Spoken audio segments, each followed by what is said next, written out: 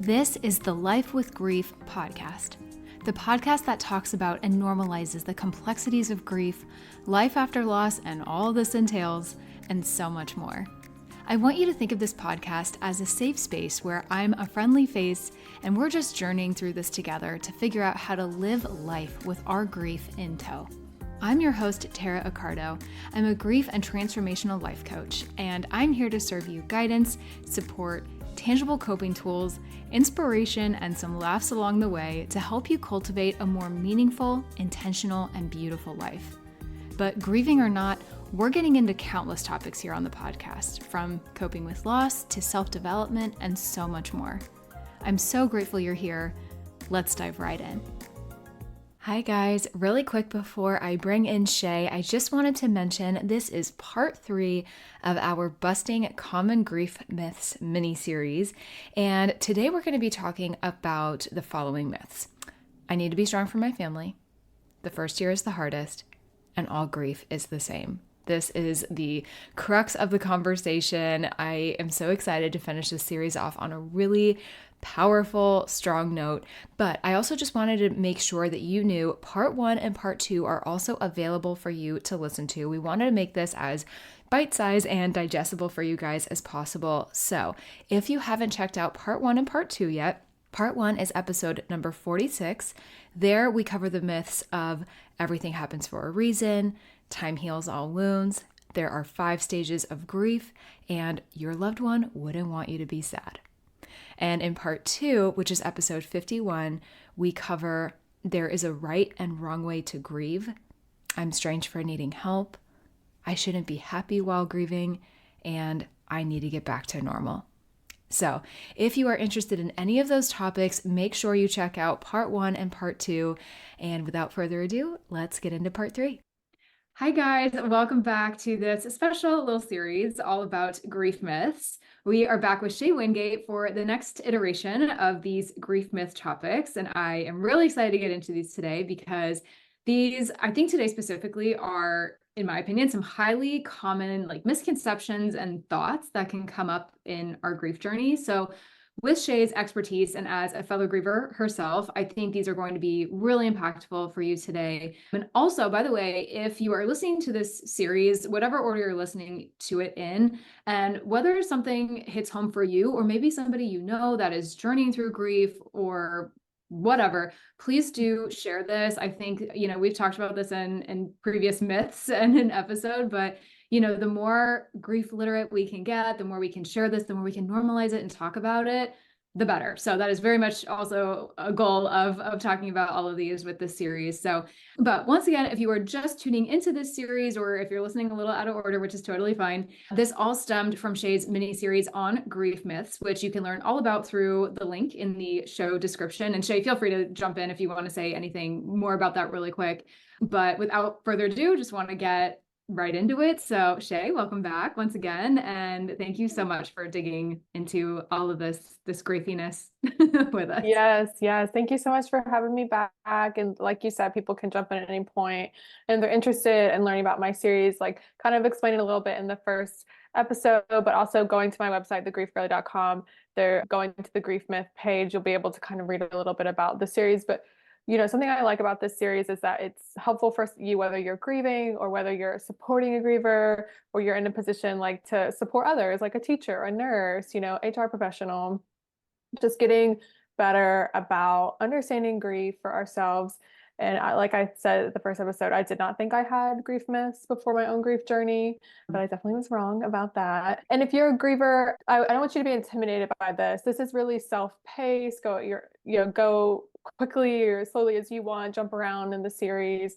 You can come back to as many times as you want. It's yours to have. So I just wanted to be a good resource for people because these grief myths are out there and they're sneaky and they trip us up. And so I really want to help people feel better.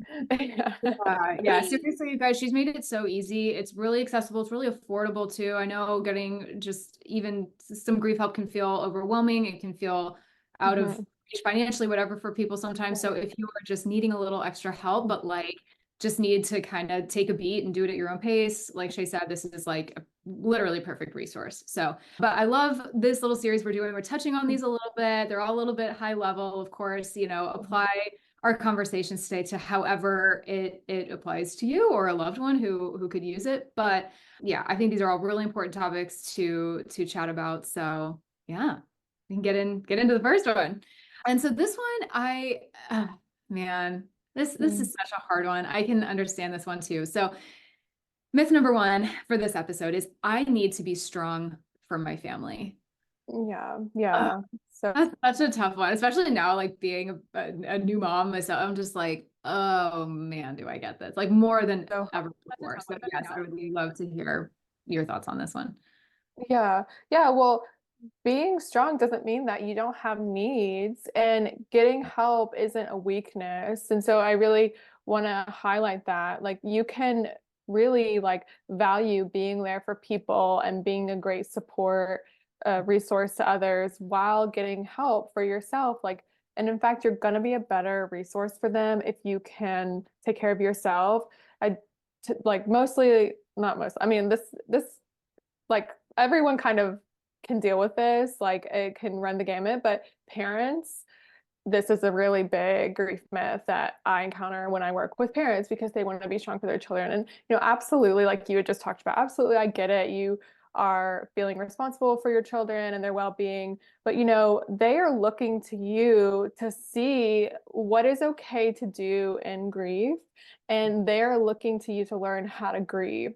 So if you are really avoidant because you feel like you have to be strong and like muster through this, then they're going to learn that like emotions are scary and not something we need to turn towards and face. And so you can be strong while crying. You can be saying like, I really miss daddy, and having like a cry, and then feeling those feelings and saying, you know what, like, I think I need to pull out that photo album we made together and I want to look at some pictures. And then you can like cuddle together, laugh, cry, do all the things. And it's not a weakness to show your emotions. Yeah, I love that so much. This is so cliche what I'm going to say, but I know you can like empathize with this analogy. It's that classic, like you got to put your own oxygen mask on the plane before putting it on anybody else, be it a kid, whoever it is. Like if you are not cool and if you are not okay or whatever, like you want to show up as well as you can for somebody. That's really hard to do without that metaphorical oxygen or literal oxygen too, I guess.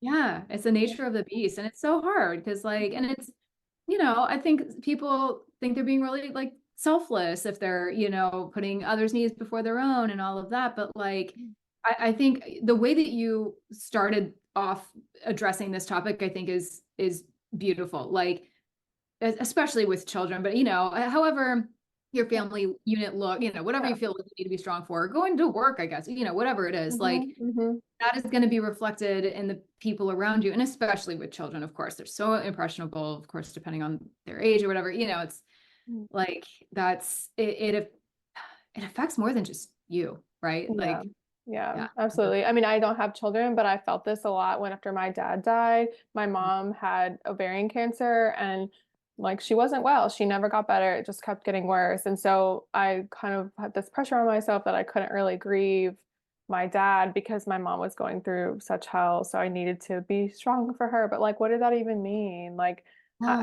she didn't need me to not feel sad that my dad died.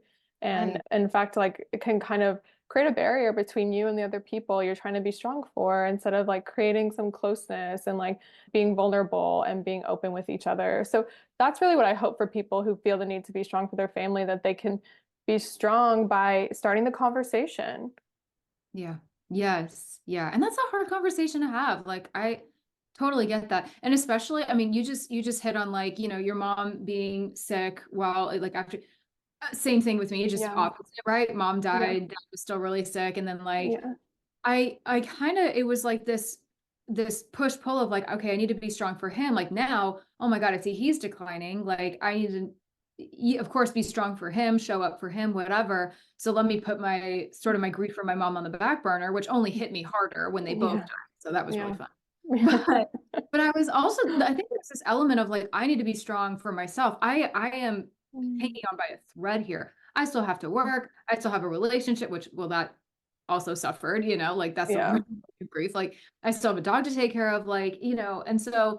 whether it's, yeah, like I said, like whether it's your family member, whether it's a Mm. child, whoever it is that you feel like you need to be strong and show up Mm. for, all valid, totally understandable. But like, we and you can maybe elaborate on this a little bit. We cannot always be in that like living, hanging on by a thread feeling. Like I understand how it happens, but that is a really sketchy place to be, just mentally, physically, Mhm. to be so aware of that. And I feel like that is so hard to be aware of in the moment too. Yeah, Like it don't even, is so hard. it's such a fight, flight, or freeze. Mhm. Glad I said that. Mhm. I was Mhm. mix those up.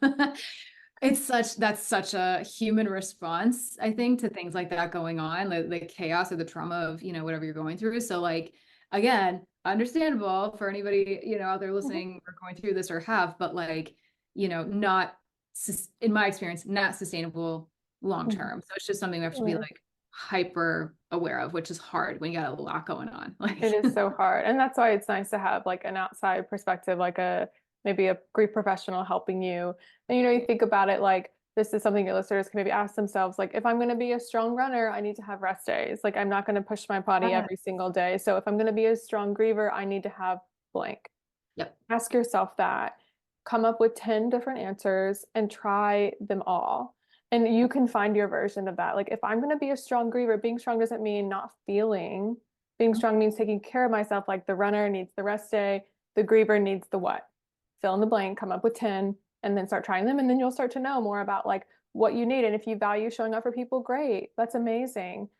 But make sure you're taking your rest days, Yeah, that's metaphorically. such great. Yeah, I was gonna say that's such like a great like analogy or whatever. Cause I mean, and if you think about it, like to use that runner, so if they were to overdo it or if Yeah. they overexert themselves, or you get injured, you make Yeah. it worse. You make Like, it worse.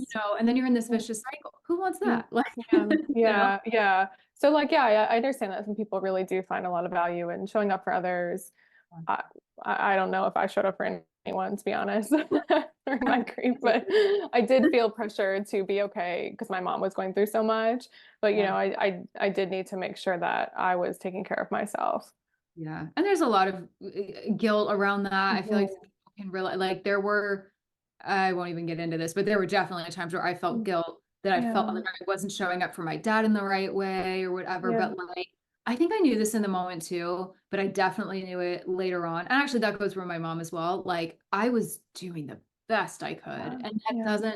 our best doesn't always feel like enough in those Yeah. moments. But like, Yeah. we just have to, like, and that's where I think it's important. Just keep checking in with ourselves. If we know that we really are trying even if it doesn't feel like it, like we Mhm. are kind of maxing out, that is doing what you can in the Mhm. moment. And if you can, in my opinion, this is how I feel about my grief journey. Like if I could look back and be like, you know what, I was really doing the best I could at the time. Mhm.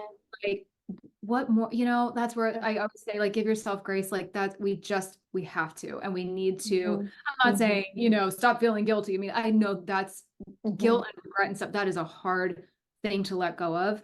Yeah. Um, but I don't know. I feel like those two things kind of come a lot with the I need to be strong Mhm. feelings and things like that. Good Like point. we feel like guilty for resting, for Mhm. taking, but it's like Mhm. I Mhm. wish I could expound on that, but it's like just no, like you Mhm. just don't. Like Mhm. Mhm. it's okay. Yeah. You Like feel this. I say this to people a lot, like, how are you supposed to know how to grieve your mom? Like, when have you had practice in your life with that? Like, how are you supposed to know how to grieve this person, this loss? So it is Friendship. really hard. Like, Yeah. yeah, yeah. Mhm. And Mhm. honestly, even if you go through like, of course you kind of in theory you only have like one of each parent, but let's say there's like, you're kind of maybe grieving a job or something, or there's like, some other secondary, Mhm. it's just a different form of loss where you can maybe go through it different times or different Yeah. chapters, or different phases or ending of a Mhm. romantic relationship, maybe, Mhm. if it's a different person, it's a different situation, you grieve it differently each time. So even though you might have been like, oh, I've been down this road already, but it feels totally different or whatever, like that's okay. Like, because the circumstances are different. Yeah. So it's just, Yeah. Yeah. Yeah. I think Yeah. we gave away some of our tips for the last one on this episode.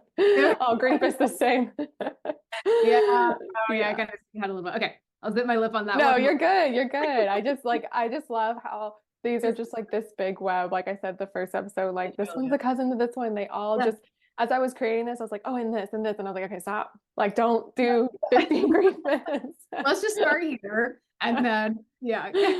Yeah. Yeah. They kind of have this like domino effect. But They're yeah, all- like being strong can totally be a value of yours, but like make sure you're having your rest days and just maybe like question yourself and challenge, what does strong mean?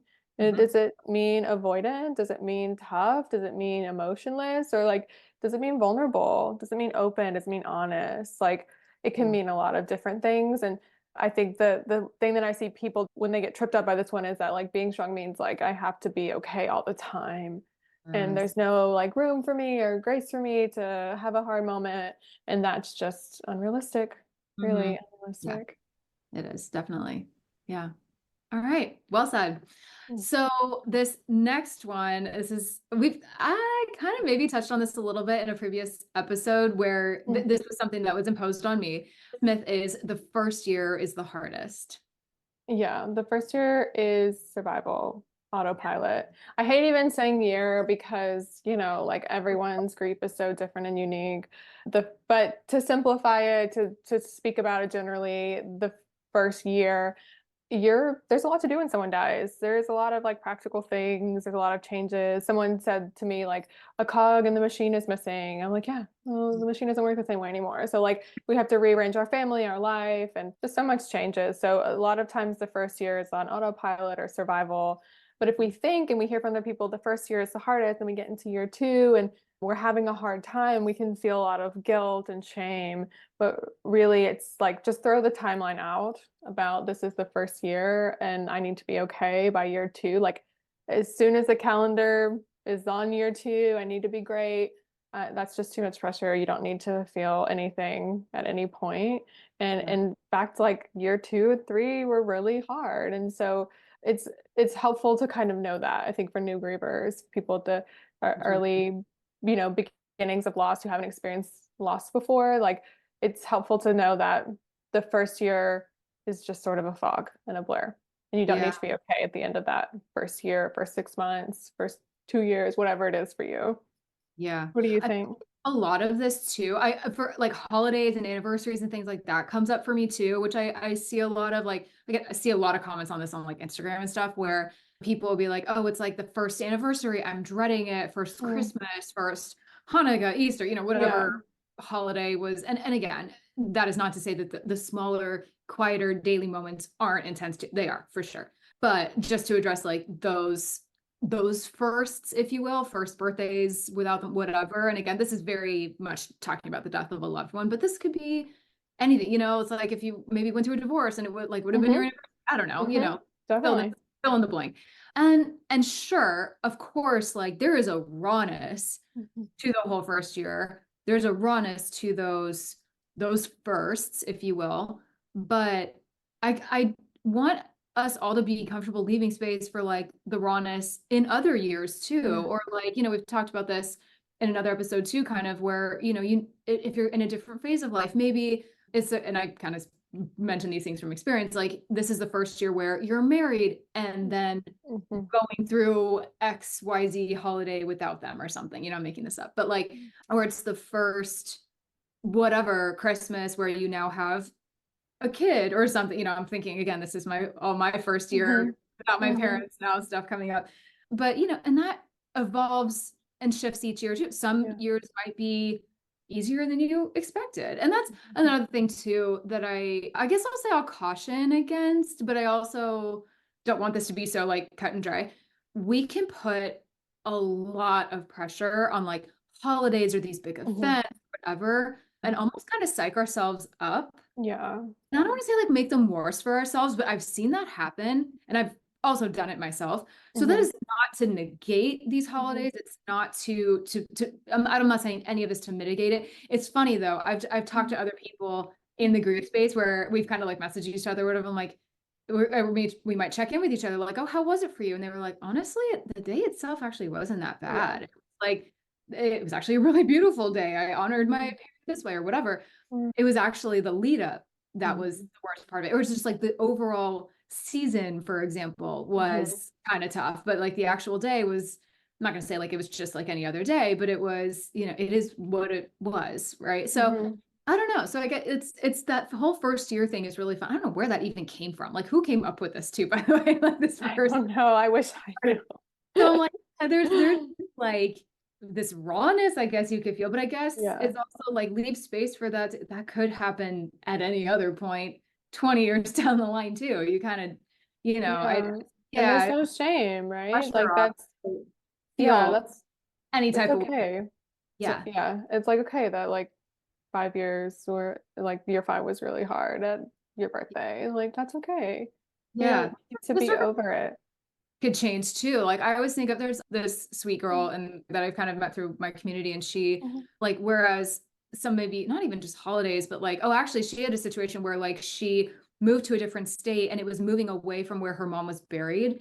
And so like not only was that hard, but then all of the like the daily things, of course, but that like maybe not even being able to go like physically visit her. But then like all of the holidays felt kind of especially crazy. And it was like past her first year, but that was hard because she wasn't spending it where she normally would have, or in a place where she could go visit her mom that morning and then go see family. She was in a totally different place. So like just to validate, there's like so many different iterations of this. And this, you know, again, it's just to get the point home, like this, any of this stuff could happen any day, anytime, like not to, you know, make that sound like exhausting and horrible. Like, oh, great. So this could literally hit me at any point.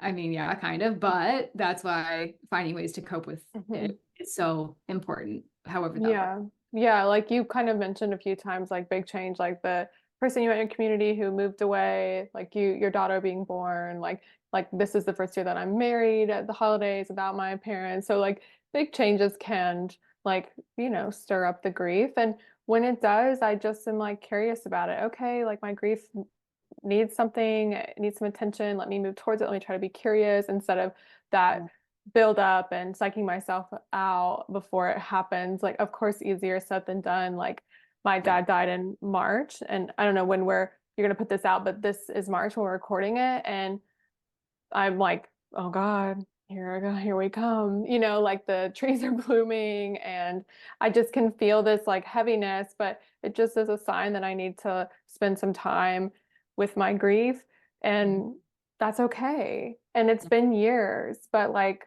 it's so representative of this big change in my life because he was the first one of my 3 family members who died. It's almost like, okay, you just need to have some space, and that doesn't mean you're going backwards. That doesn't mean that you're doing it wrong. That doesn't mean you can't be a grief coach and therapist, that you're a fraud. Like, it's just that your grief needs some attention. So Yeah. honor it and spend time with it. And like, I'm always glad that I do. It makes me feel so much better because like I get to, in a way, spend time with him. Yes. I was just gonna say, like, I almost think it makes you feel in a weird, twisted, somehow Yeah. effective, but ineffective way of feeling closer to them. And Yeah. especially like the further you move away from like, especially someone that you've lost, like I've been feeling this way in the 3 to 4 years after losing my parents, like that's a really trippy place to be in because it's like, you feel like it's just yesterday, it's like just close Yeah. enough, but now it's actually getting further away. And that's like kind of that's an unsettling place to be Yeah. in. Yeah, absolutely. And at the same time, I also think it's like special that like I have this like connection. Other people, like, of course they know my dad died, and like if I wanted to talk about it or bring it up to them, they would like talk to me. But it's not the same as like the first or second year when you're getting a text like, oh, like this, I know this day is hard for you. Not to say people don't text me. Like it's just that the reality is the support does like drop off in that sense. But it's like mine, like my grief to have, and like my connection with him and my family, and something that years later still pulls at me. So it's almost like those days that I was worried I would forget, like those seem laughable now. Yeah, seriously. It's yeah, there's ways that we can bring ourselves closer to them a little bit, ways to I know this sounds so cliche, but ways to honor them and just to, you know, whether it's your first year or year 5 or what's that? I'm paraphrasing this quote, but I've seen this kind of around in the group space on Instagram. It's like, our love never dies. So our like kind of like our grief never dies either. So like, they sort of go hand in hand. Like it's that whole like we grieve because we love sort of thing. Well, our love for this person doesn't go away. It's going to, well, I don't want to say the love is going to evolve. The love's always going to be there, right? Yeah. But our relationship with them now is going to continue to evolve, and it's going to look different, unfortunately, even though we didn't ask for that to happen. That is the circumstances in front of us. So, it's just kind of a testament to like, well, what can you make of it? And not to overthink that, not to put pressure on ourselves to like make it some big thing or whatever, but like, there are some years where something will come up and I'll do a little something to, it feels right to honor my parents in some way or whatever. And then there are some years when I'm like, oh my, I just don't want to acknowledge this. Like it's not today. And like, I'm not feeling guilt over that.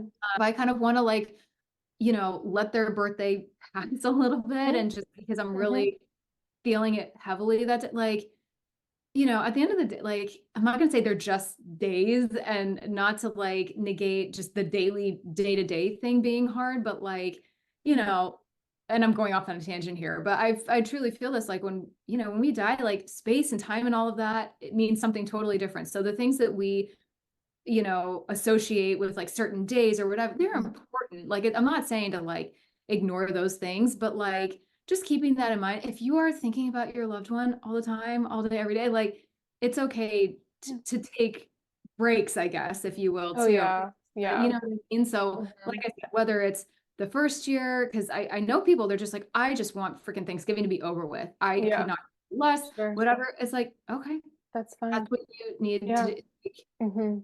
I'm not going to go into saying like this is one of the myths and be like, your loved one would be okay with that. It's fine. I'm not going to go put words in people's mouths, but it's just like, we have to allow that sometimes. Like I've had to do that to keep my sanity around some of those bigger holidays, and then just some of the day-to-day stuff too. And that's okay. Yes, absolutely. It's just about like giving yourself a lot of like grace and room and forgiveness and understanding, like you would to a friend. Hey, my friend, are you needing some relief from your grief?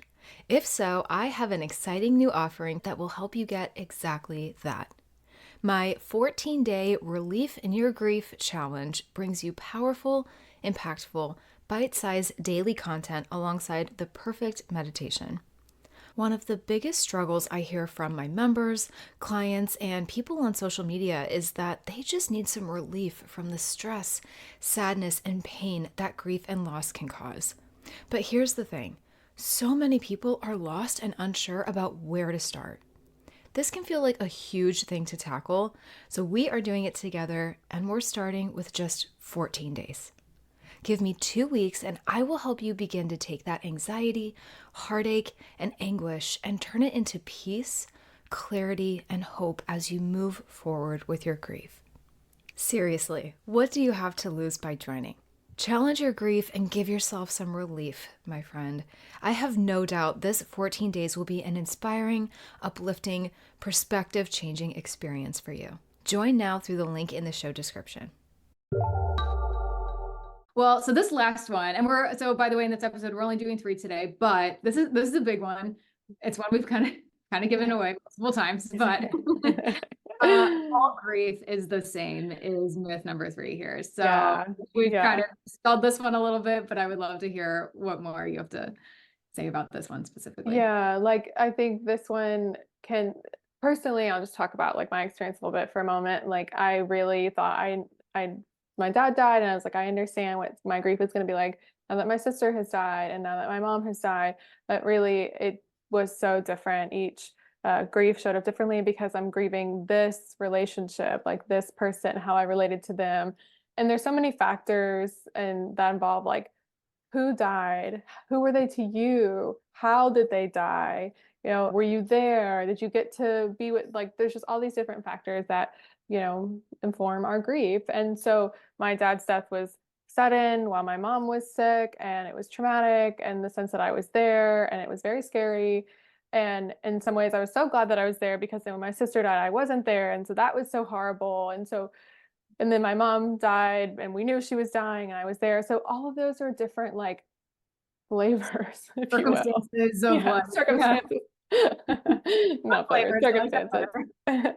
So then my grief was going to have a different emotional experience. And so I think that kind of surprised me a little bit. And so I think that's like something for people to keep in mind, that yes, you may have experienced a loss before, but your loss before is going to be different than this one now, or your loss is going to be different than the person that you're supporting who's going through loss. Like, I think one of the reasons I added this one is because I had a lot of people who'd experienced loss tell me they knew exactly how I was feeling. And of course, I wanted to scream at them. And I then have maybe $1 for every time. yeah. Oh my God. Yeah. So this is, like I said, this course also like helps people support grievers and educate ourselves. Like, they are grieving their unique experience. And so it's important to, if you want to be an ally with them, you can talk to them about like, let me understand your grief, like ask them questions, like be curious. I think Yes. it really pissed me off when people, told me that they understood and they had never asked me how I was feeling, and Yeah. or curious to actually understand. Yeah, I love that. I feel like this like the theme of today's episode is like curiosity and getting Mhm. curious about grief. I don't think people like understand, like think about that sometimes. Like they're like getting curious about my grief. Like what? Like what does that even mean? And we've touched on it, but I think, and I think journaling is a huge part of it. Like I definitely, that has been a massive tool for me. I created the journal that I have for a reason. Like it's yeah, it's super impactful. And it's so interesting too. You never know what's going to come up for you. Yeah. One thing I actually love doing, I'm totally sidebarring here for a second, but like I know some people like maybe aren't into writing or whatever. What I find really interesting is like, so let's say we have like journal prompts in front of us, speaking out the answer to, I find really interesting. I've done that before, and it's really interesting what kind of just like flows from you when you are just unapologetically like sharing your thoughts. And it's not like you have to share them with anybody. This could be like on a voice note, Mhm. on your phone or something like that, or literally, I guess, just say it out loud to yourself. You don't have to record it, but like, it's really humbling when you can ask yourself those tough questions. But I think that's also why, sometimes like with grievers, like I certainly can, say this in my earlier grief, I wouldn't have known what to ask myself. Like, you don't Yeah. even know where to start. So I think that is another reason that like getting help from a professional, or like what you're offering, or like what I with my membership or whatever, like it kind of guides you along a little bit if you kind of don't know where to start. Because I think another aspect too that's really important to keep in mind with like this, all grief is the same thing, and like how some people will sort of impose that on us, is like one thing I've said before, I'm curious your thoughts on this, is like the thing too is we're all raised so differently. We're Yeah. all touched on this, I think it was in previous one of these, but like we are, the way that we are shown grief, actually we said this earlier, right? Like how we see our parents grieve or not, right? Like they either grieve openly or they push it down, or whatever iteration in between.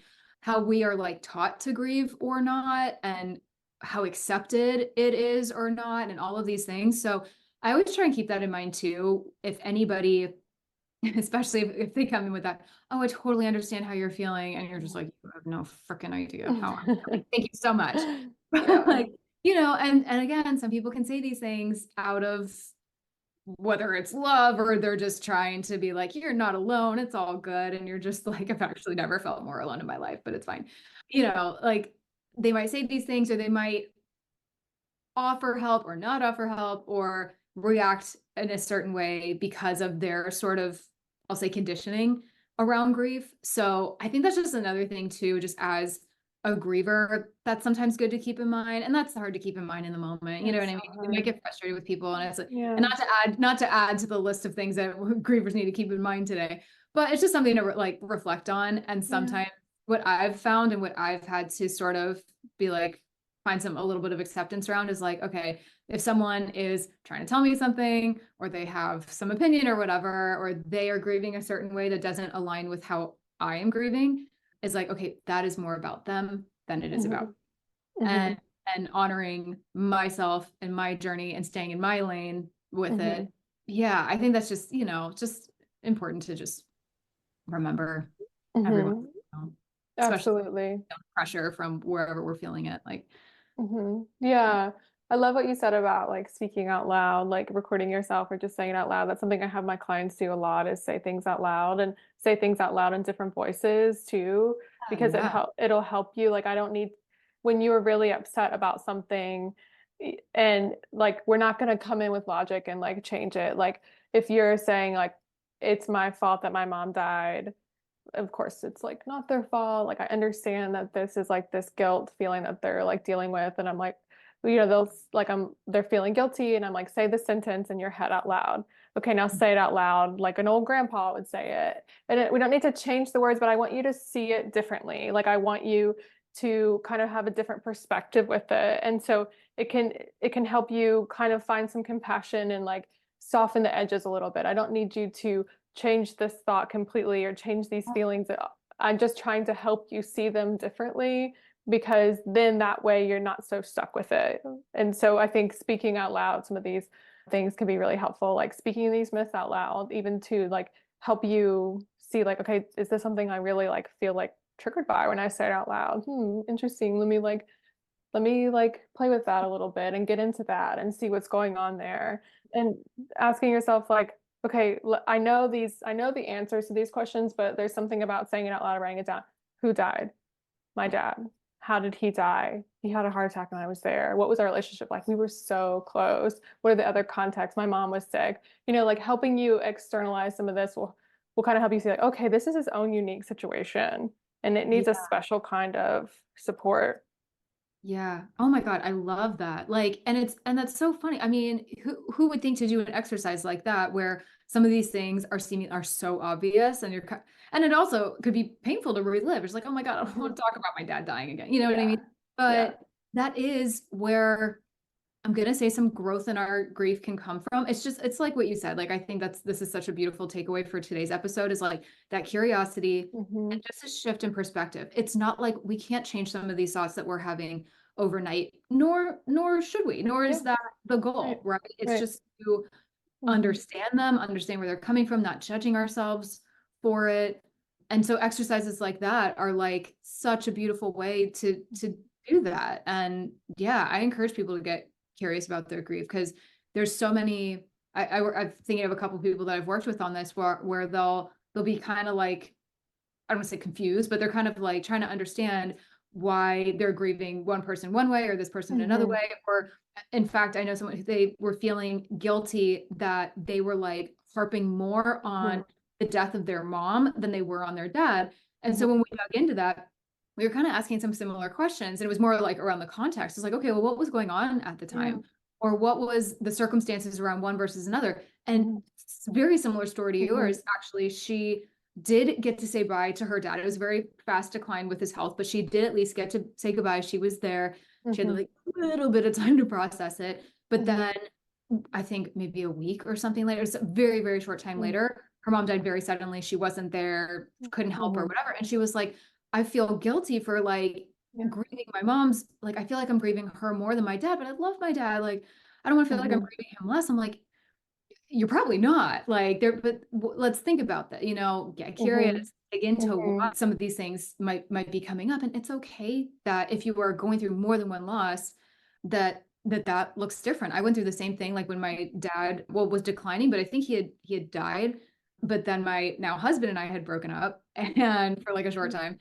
And I almost found myself more hung up on that. Oh yeah. I did my dad's death, which is going to sound so like, not that That's I so wasn't. common though. Like, let's be real, like my dad's death is devastating. And then I was both parents at the same time. But at the same time, I was like, well, but he had cancer for 6 years. I knew he was downhill soon after my mom died. There was like, whether or not I realized it, I think I was already processing that. I was for sure had anticipatory grief. I was grieving him before he was even gone.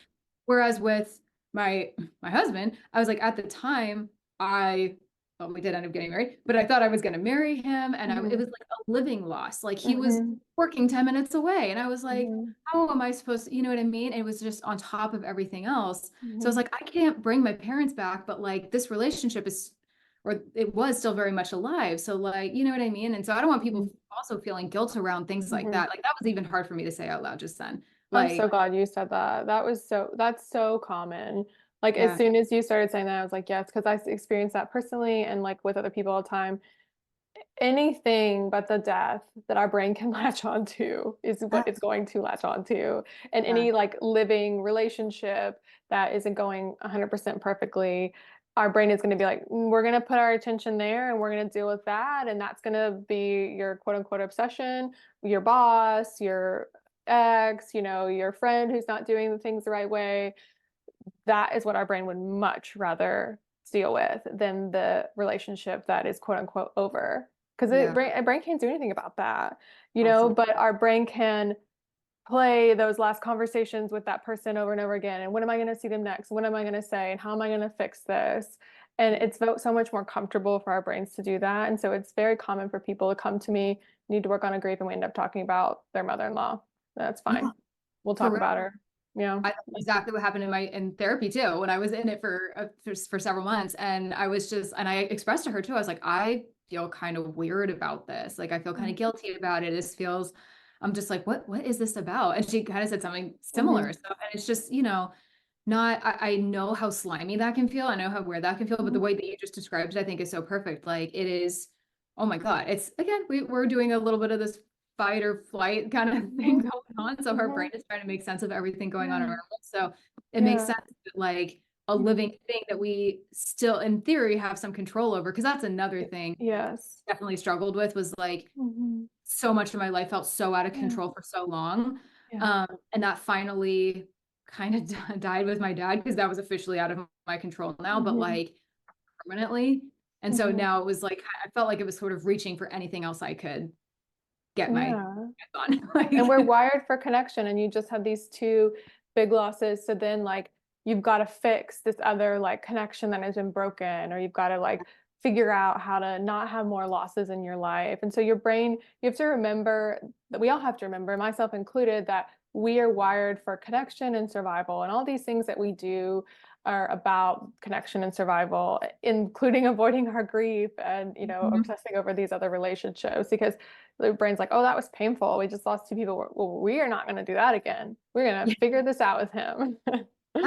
Yeah. It's when you think about it that way, you're just like, oh, that makes a lot of sense. But in the moment, and when you are like in the midst of it all, that's hard, right? It's like, again, hindsight's 2020 on some of these things. But that's why I'm hoping, talking about some of these grief myths, discussing some of these things, we can maybe help catch people in these thoughts as they're happening, or, wherever we catch you with these episodes, and wherever you're at, just knowing that some of these things are very normal. They're very painful to talk about. There's a lot of shame around some of these things.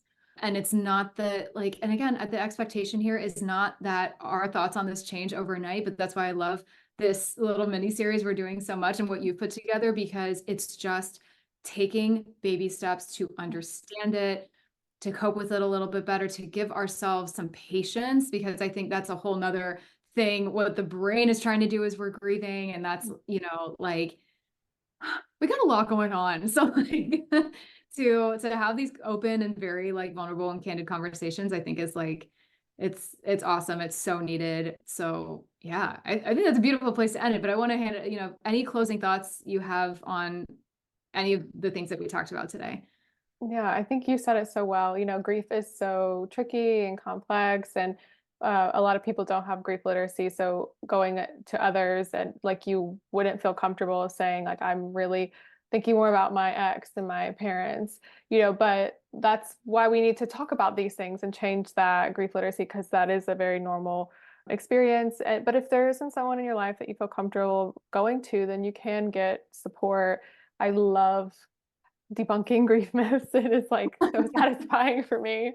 Yeah, and helping people feel less alone, and to externalizing things and see it in different perspectives. So I hope this was helpful for people, and I hope that regardless of like, you can find some grace and kindness and just patience with yourself, like you said. Yeah, definitely. Well, I have no doubt what we talked about today hopefully opened some doors or had some aha moments for someone out there.